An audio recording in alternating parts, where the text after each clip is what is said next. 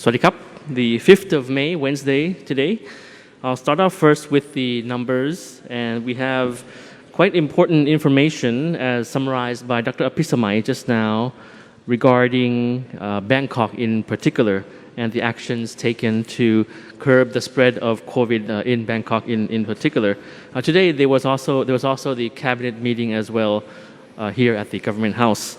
So firstly, with the numbers that we have for today, new confirmed case recorded for today is 2,112 cases, the majority of which 1,955 are from local transmission. A small number, 152, are from active case finding, and 5 cases from within the state quarantine system.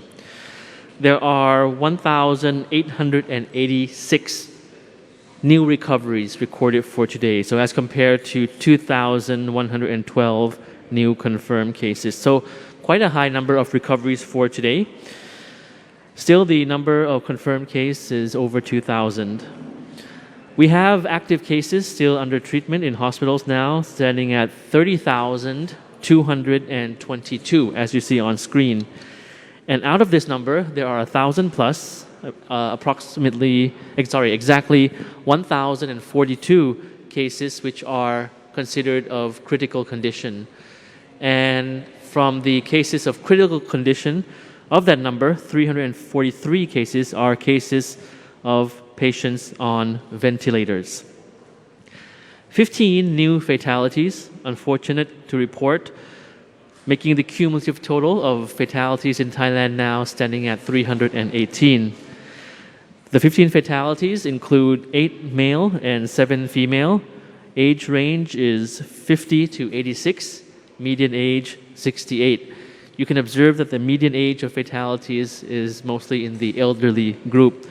In terms of the provincial and area distribution, we have 4 fatalities from Bangkok, 2 each from Nonthaburi and Sukhothai, and 1 each from various other provinces, mostly in the central area, and 1 in the southern area of Thailand as well, as you see details on the screen now. 9 fatalities in close contact with infected family members. 2 had traveled from risk areas, such as in Bangkok, and 1 fatality were those in close contact with confirmed cases. 1 also lived in risk areas, and 5 passed away within 1 to 5 days after receiving the test results. And today, the provinces with the highest number of confirmed cases are once again Bangkok at 789, and then followed by Nonthaburi, Samut Prakan, Chonburi, and Surat Thani. So the observations from the briefing that we had just now in the Thai language, just some observation. Firstly, that the infections in Bangkok and the peripheral area, the surrounding area of Bangkok remains relatively high. We have active case finding missions, as mentioned the other day, carried out in many districts in Bangkok, such as in Pathum Wan district, on about 30,000 persons, and 162 confirmed cases were found and are being treated.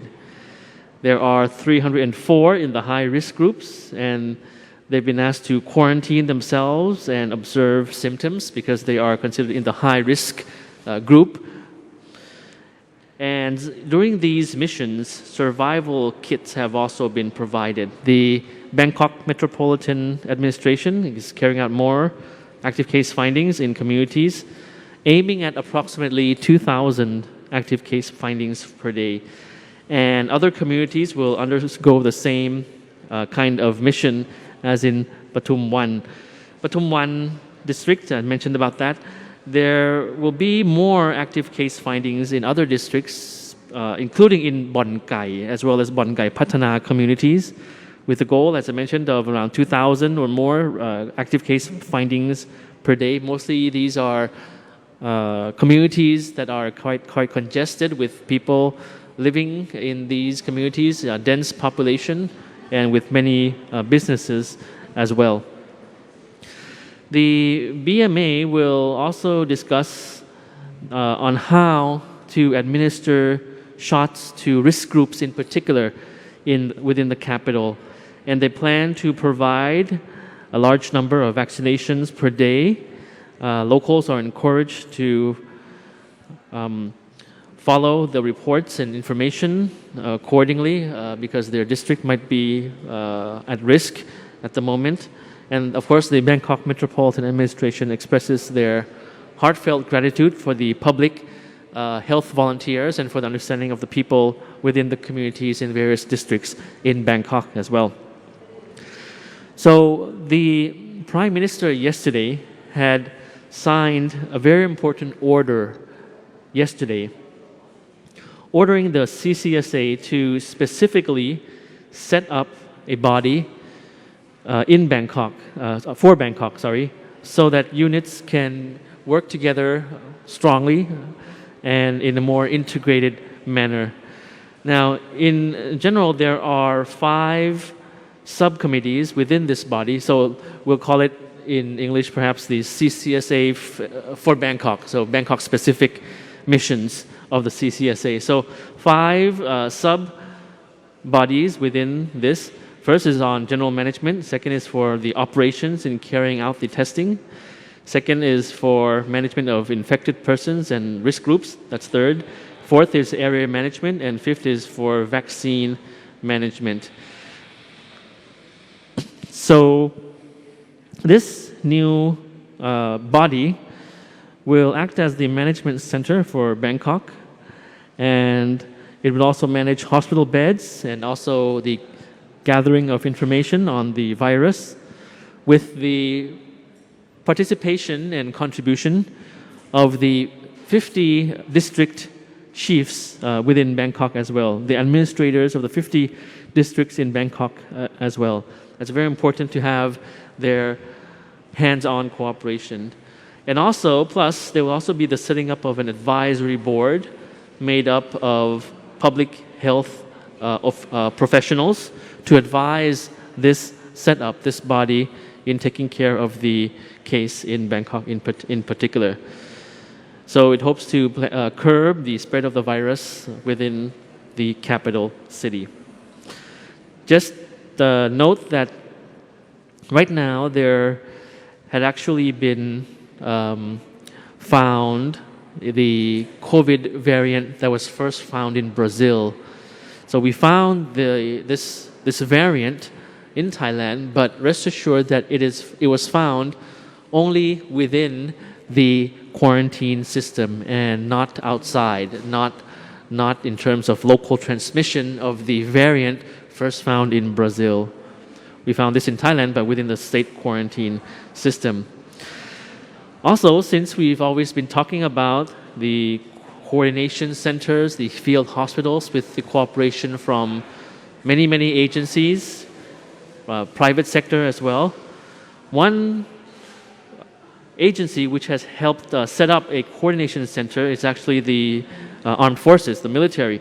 To combat the spread of COVID, they have set up a new prevention center, and this center will operate 24 hours daily, and we'll have I think, a slide coming up soon on that. So this center will act as a call center to help gather information from infected persons and relay information to the local public health authorities. And the authorities will then put the infected person or those at risk into the treatment system and help move them to hospitals. And just now there was a hotline shown on screen and some images there. The military has also established 9 field hospitals and staffing these field hospitals with medical personnel from the forces. And the newly set up field hospitals can accommodate up to 2,828 patients with mild symptoms. And this is an effort to help ease the burden of hospitals.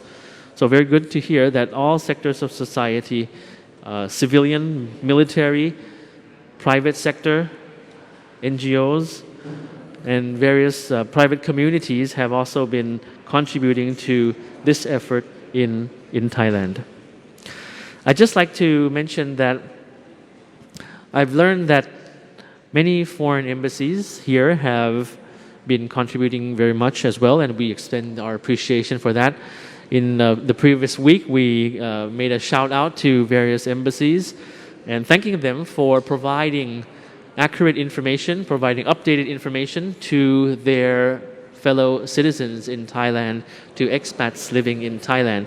Now, I'd like to give a second shout out. Thanks for embassies, foreign embassies in Thailand practicing work from home. I have learned that the majority of foreign embassies in Thailand have been practicing work from home or have divided their work, their team, their personnel into two groups, alternating work times, staggered work times. So thank you very much for your cooperation for this kind of arrangement for your own staff in the embassies in Thailand. Now, I'd also like to say that today, the 5th of May, is actually World Hand Hygiene Day. So it's quite a good day. The meaning of the day is quite relevant for this day and age, of course. So according to the World Health Organization, they mark this as the World Hand Hygiene Day. The correct way to wash your hands and to keep COVID at bay, of course, is the correct way of washing your hands. That will very much help. So up on screen now, an infographic on washing hands properly. To sum it up, you have to use soap for not less than 40 seconds or clean your hand with alcohol-based sanitizer for at least 20 seconds. This is, of course, very crucial to keep our hands safe from COVID.